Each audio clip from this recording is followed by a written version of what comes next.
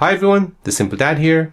In this video, I'll show you how to turn on one-handed mode on your Samsung device. So if you have a big phone like this, a Samsung S25 Ultra, which has a 6.5-inch display, and when you use with one hand, you cannot reach all the way to the top right or maybe to the top left. So here you can go ahead and enable the one-hand mode. So this basically temporarily reduces the screen size and shifts it to one corner of the display.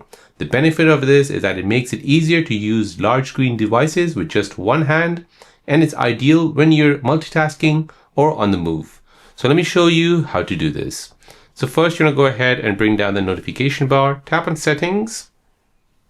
Now you're going to go ahead and scroll down until you see advanced features. From here, you're going to go ahead and find one-handed mode. Tap on this, turn this feature on. Now you can go ahead and turn this on by a gesture or swipe down from the center of this bottom screen, or a button where you double tap on the home button. So I'll go ahead and use the double tap mode.